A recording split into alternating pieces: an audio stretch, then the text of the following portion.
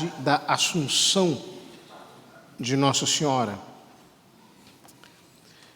Ontem, na missa da vigília, eu explicava que, em sendo uma solenidade grande, antiga, que recolhe, por assim dizer, a fé da Igreja nesse mistério da glorificação da Mãe de Deus, tendo se concluído os dias de sua vida terrestre, nós não temos textos da Escritura que nos mostrem a cena mesma da Assunção.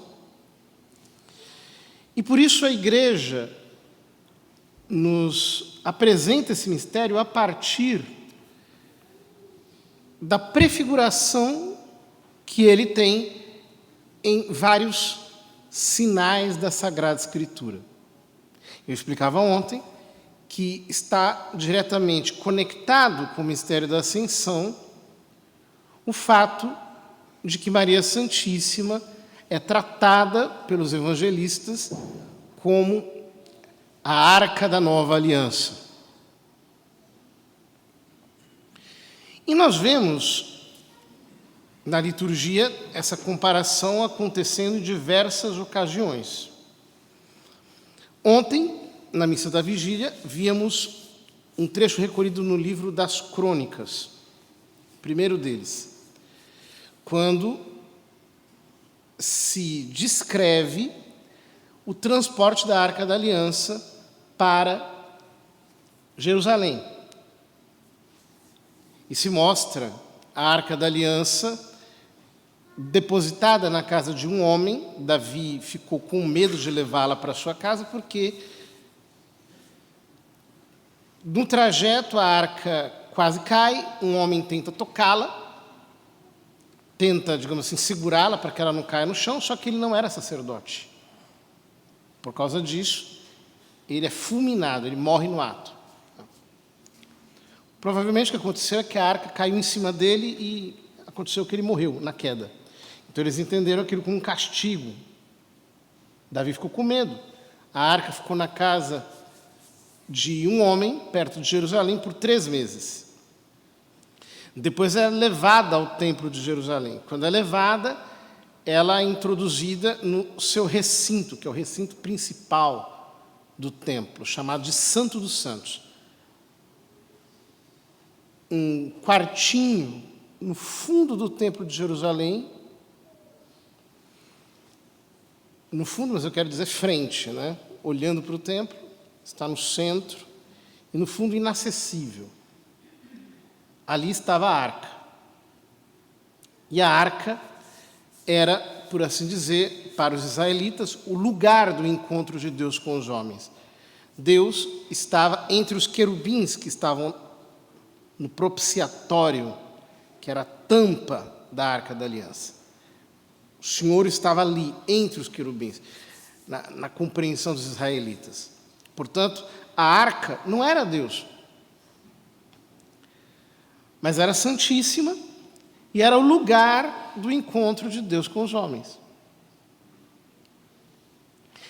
É muito interessante porque esta arca é de madeira, mas recoberta de ouro, e a sua tampa é de ouro puro, bem como os querubins que estão sobre ela. Ora, nós sabemos na história de Israel que a arca permaneceu no templo de Salomão até 600 anos antes de Cristo, mais ou menos. 600 e qualquer coisa, 680 e poucos anos antes de Cristo. Quando os babilônios invadem o templo de Jerusalém, invadem a cidade, destroem, levam o povo para o exílio. Então, o livro dos Macabeus nos conta que, antes da invasão dos babilônios, o profeta Jeremias escondeu a arca. Ele levou a arca para o Monte Nebo, segundo o texto dos Macabeus. O Monte Nebo é um monte que está ao sul da Terra Santa, que é um monte em que Moisés morre. Vocês sabem que Moisés tira o povo da Terra Prometida e ele vê a Terra Prometida, mas não introduz o povo lá. E ele não introduz o povo na Terra Prometida pelo fato de que ele pertencia à geração que saiu do Egito. E nenhum daquela geração entrou na Terra Prometida. Deus não queria que eles entrassem na Terra da Liberdade com a mentalidade de escravos ainda. Então, Moisés não entra. E é muito interessante que a Escritura diz que Moisés morreu no Monte Nebo, foi sepultado e ninguém sabe o lugar da sua sepultura. Justamente para que ele não fosse ali venerado, né? Para que não houvesse nenhum culto, digamos assim, à pessoa dele. Ora, o profeta Jeremias, segundo nos diz o segundo livro de Macabeus, logo no começo, ali no capítulo 2, leva a arca para uma caverna do Monte Nebo, e ali está escrito que a arca ficaria oculta. Nunca mais ela seria vista. Até que, um dia, a glória de Deus descesse de novo sobre aquela arca. Os textos de entronização da Arca da Aliança no templo dizem que a Shekinah de Deus, a glória de Deus, desceu sobre o templo e cobriu a arca com a sua sombra. De tal modo que aquela arca era, digamos assim, o lugar mesmo onde os israelitas poderiam se encontrar com o Senhor. Ora, só que na concepção de Israel, se nós lermos os textos da Escritura, nós vamos entender isso plenamente, todo o culto, toda a liturgia da terra é uma imagem da liturgia do céu. Então, quando Moisés recebe de Deus a descrição de como deve ser o culto, o que diz a Escritura é que Deus lhe falou: faça tudo conforme te foi mostrado, porque o culto terreno é uma cópia das realidades celestiais. E olha o que acontece. A primeira leitura da missa de hoje nos mostra São João vendo no Apocalipse um templo no céu. Ele diz: abriu-se o templo de Deus que está no céu. E apareceu no templo a Arca da Aliança. Ou seja, São João vê aquela arca, da qual a arca terrena era uma imagem. A arca terrena não era outra coisa senão uma cópia daquela arca que Deus havia mostrado a Moisés e que São João vê aqui no Apocalipse. Só que ele diz logo em seguida: apareceu no céu um grande sinal. Uma mulher vestida de sol, tendo a lua debaixo dos pés e sobre a cabeça uma coroa de 12 estrelas. Então ele vê, numa espécie de sobreposição de imagens, uma mulher sobreposta à arca. E esta mulher está vestida de sol, portanto, com uma glória imensa, porque o sol não lhe ofusca, portanto, é mais brilhante que o sol. Como diz o Cântico dos Cânticos, né? Quem é esta que avança como a aurora, formosa como a lua, brilhante como o sol? Então, ela é revestida de sol, e, portanto, ela mesma é mais brilhante que o sol, tendo a lua debaixo dos pés, portanto, a instabilidade da criação está debaixo dos pés dela, porque a lua tem fases, e, portanto, ela é uma imagem da instabilidade da criação. e na cabeça uma coroa com as 12 estrelas, que nos fala sobre a fé apostólica. Ou seja, ela é uma imagem em si mesma da fé apostólica, mas o texto diz que a mulher estava para dar à luz ao filho do homem que veio para governar todas as nações com cetro de ferro. Quem é a mulher que deu à luz ao filho do homem que veio para governar todas as nações com cetro de ferro? É Maria Santíssima, é ela. Portanto, São João, e se nós lermos aqui o texto do Apocalipse, é evidente que São João está falando propriamente dela, mas é evidente que ela, ao mesmo tempo, representa outras imagens. Então, ela é uma imagem, por exemplo, de Israel. Ela é a filha de Israel que conserva a fidelidade de Israel ao seu Deus. Quando nós lemos, por exemplo, José no Egito, o José do Egito, antes de ser preso, né? Quando ele ainda estava na casa de Jacó, ele tem um sonho. E ele diz que vê os seus irmãos como 12 estrelas que se prostram diante do sol e da lua, que se prostram diante dele. Ele vê o que vai acontecer no futuro, mas apresenta, portanto, Jacó, a sua mãe e os seus irmãos com a imagem do sol, da lua e das estrelas, aqui recuperada no Apocalipse. Portanto, ela é uma imagem também do Israel de Deus que permanece fiel à sua aliança. De fato, a Arca da Aliança fala dessa fidelidade. E, ao mesmo tempo, ela é uma imagem da igreja, que é o novo Israel de Deus, que, revestida com a graça de Cristo, o sol, domina a instabilidade do mundo pela clarividência da fé apostólica, que ilumina sua mente, que ilustra os seus pensamentos. Ora,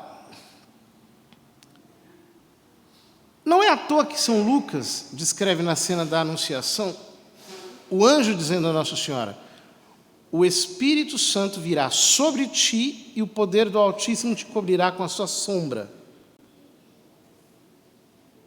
Assim como Deus cobrira a Arca da Aliança com a sua sombra no templo.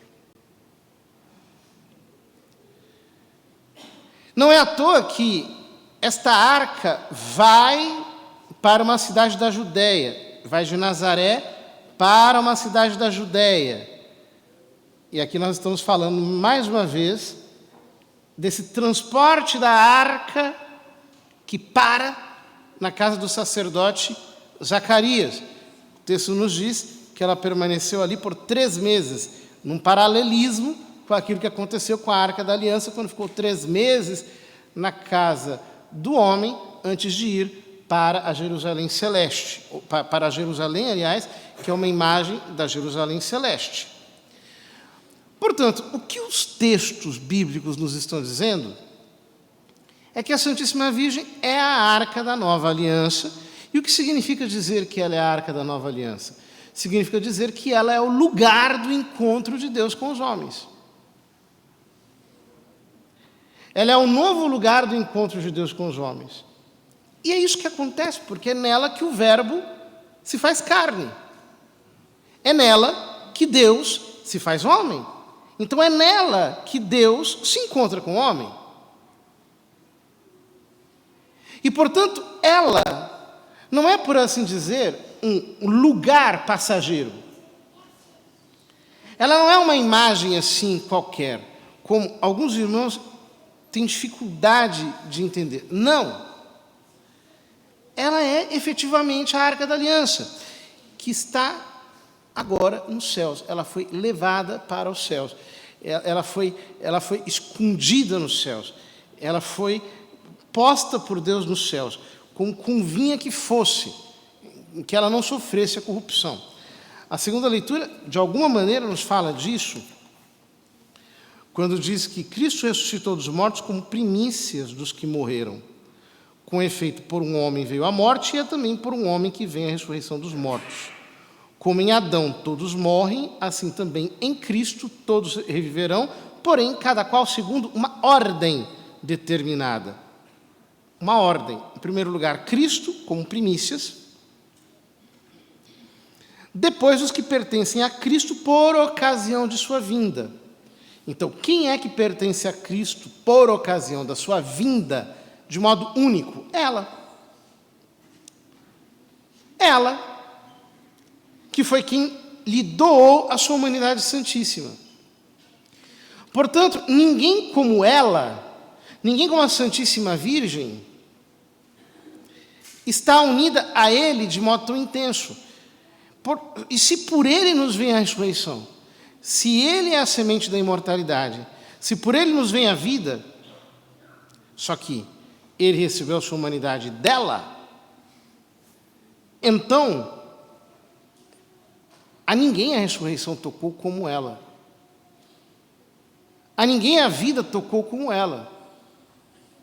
Portanto, convinha de modo absolutamente superlativo que ela fosse preservada da corrupção, da morte. E por isso a Igreja, com os apóstolos, confessa que a Santíssima Virgem, tendo terminada a sua vida terrena, foi glorificada imediatamente, com todo o seu ser.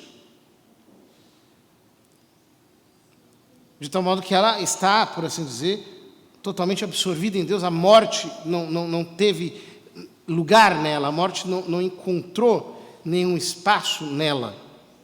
Ela foi completamente absorvida na glória de Deus. O Salmo responsorial, que é o Salmo 44, é o Salmo da coroação. E ele descreve a coroação do rei. Só que, interessante, que ele descreve a rainha. Ele não descreve apenas o rei, mas ele descreve também a rainha. Então, diz, as filhas de reis vêm ao vosso encontro, ó rei. Mas à vossa direita se encontra a rainha, com veste esplendente de ouro. Acontece o seguinte, que nos tempos dos reis de Israel, estava vigindo a poligamia. Então, os reis tinham muitas esposas. E tendo muitas esposas, então ficava a dúvida, quem que é a rainha? Salomão mesmo tinha 300 mulheres. Quem é a rainha?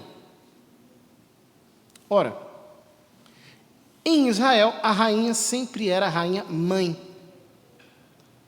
Por isso que ao lado do trono de Salomão se coloca um troninho e ali se senta Betsabé. Por quê? Você não sabia quem era a esposa, mas a mãe era uma só. Você não tem como ter 300 mães. Mãe é uma. Então, a rainha em Israel sempre era a rainha-mãe.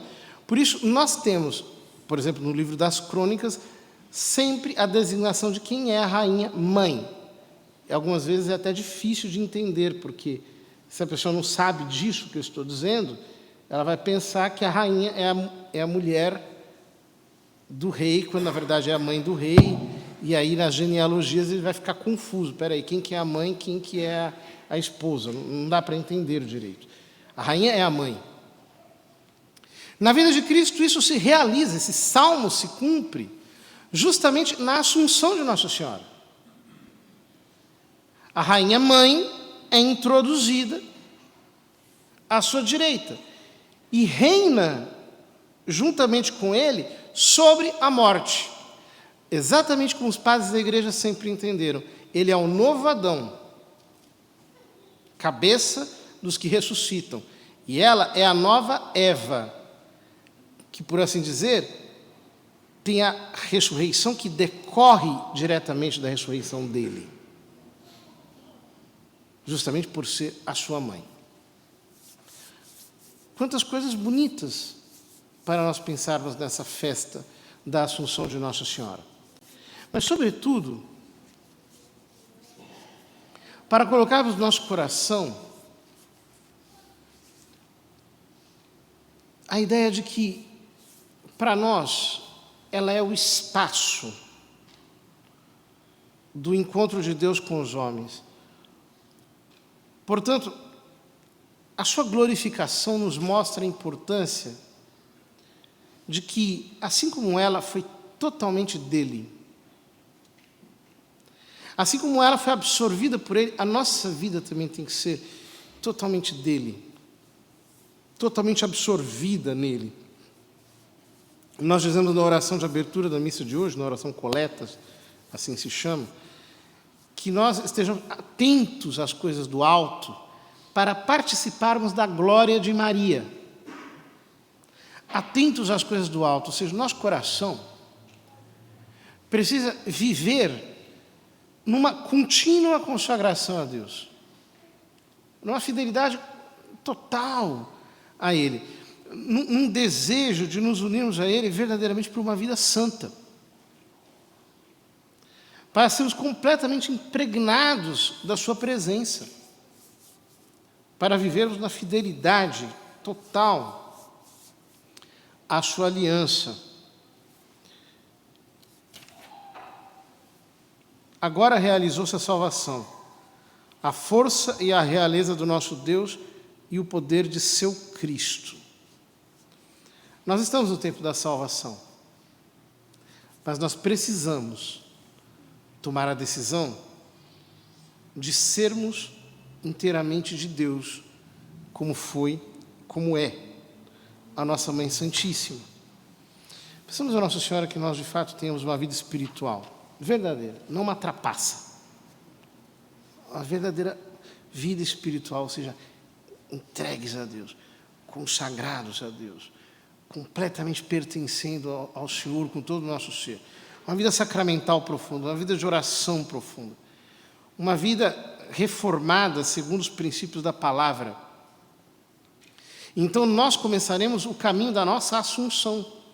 Nós vamos subindo, nós vamos crescendo, nós vamos nos elevando na nossa vida espiritual.